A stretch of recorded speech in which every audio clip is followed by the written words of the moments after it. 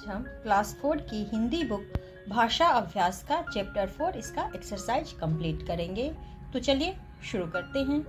Chapter 4 मित्रता। इसका question number 1 है, पाठ मित्रता में आए क सूची वाले शब्दों को ख सूची में दिए गए इनके अर्थ से मिलाइए। तो इधर दिया गया है, इधर इसका अर्थ है, तो उससे आपको मिलान करवाना है। सतर्क, सतर्क का मतलब होता है सावधान, इधर सावधान लिखा हुआ है।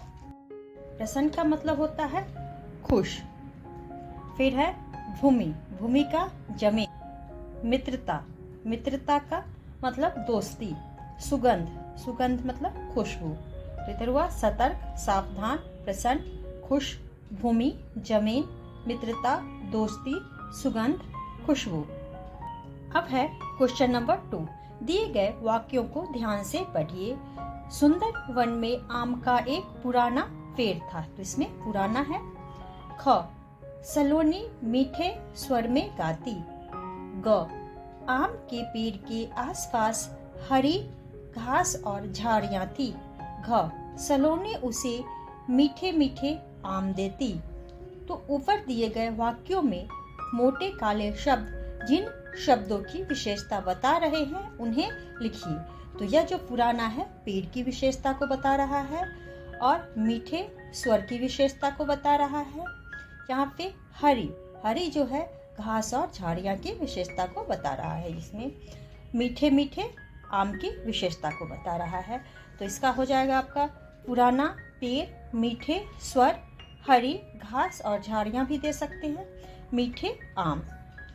जो शब्द संज्ञा या सर्वनाम की विशेषता बताते हैं उन्हें विशेषण कहते हैं और जिनकी विशेषता बताई जाती है उसे विशेष्य कहते हैं। जैसे पुराना पेड़, तो इसमें पुराना जो है सो आपका विशेषण है और पेड़ विशेष्य है, क्योंकि यह जो है पेड़ की विशेषता को बतला रहा है। क्वेश्चन नंबर 3 है, नीचे दिए गए शब्दों के लिए सही विशेषण शब्द छांट कर लिखिए। क, जाल, तो इसका हो जाएगा बड़ा जाल। इसमें विशेषण दिया गया है बूढ़ी, ऊंची, बड़ा, बुरे। तो जाल, बड़ा जाल, ऊंची झाड़ी, बुरे दिन, बूढ़ी लोमड़ी।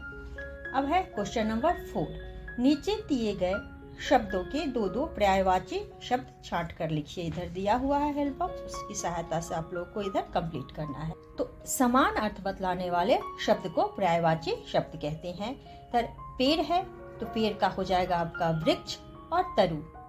जंगल, वन, कानन, हिरण, हरिण और मृग, पक्षी, पंछी, खग। पेड़ का वृक्ष, तरु, जंगल, वन, कानन, हिरण, हरिण, मृग, पक्षी, पंछी, खग। क्वेश्चन नंबर 5 है, नीचे दिए गए वाक्यों में से संज्ञा शब्दों के नीचे रेखा खींचिए। तो संज्ञा क्या होता है? किसी भी व्यक्ति, वस्तु, स्थान, भाव आदि का नाम बताने वाले शब्द संज्ञा कहलाते हैं। तो इसमें शिकारी जाल बिछाकर पशुओं को पकड़ते थे, तो शिकारी भी संज्ञा है, जाल भी और पशुओं को भी। मुझे हरी घास के एक मैदान का पता है, तो इसमें घास होगा और मैदान होगा। ग, उस पेड़ पर सलोनी कोयल का एक घोंसला था। तो पेड़ हो जाएगा, सलोनी हो जाएगा, कोयल हो जाएगा और घोंसला हो जाएगा इसका। क्वेश्चन नंबर 6 है, नीचे दिए गए शब्दों में से शब्दों से दो दो वाक्य बनाइए। उस पेड़ पर, तो होगा उस पेड़ पर सलोनी कोयल रहती थी और सलोनी कोयल का एक घोंसला था। तो उस पेड़ पर सलोनी कोयल का एक घोंसला था। अब है हिरन को देखते ही, तो हिरन को देखते ही लोमड़ी के मुंह में पानी आ गया। और फिर इसका दूसरा बनेगा, हिरन को देखते ही शिकारी ने जाल बिछा दिया। क्वेश्चन नंबर 7 है, नीचे दिए गए मुहावरों से वाक्य बनाइए। तो मुंह में पानी आ जाना मतलब अर्थ है इसका लालच करना। वाक्य बनेगा, मिठाई देखकर बच्चों के मुंह में पानी आ गए। ख है, दाल में कुछ काला होना, अर्थ है कुछ गड़बड़ होना। लोगों की भीड़ देखकर मैं समझ गया कि दाल में कुछ काला है।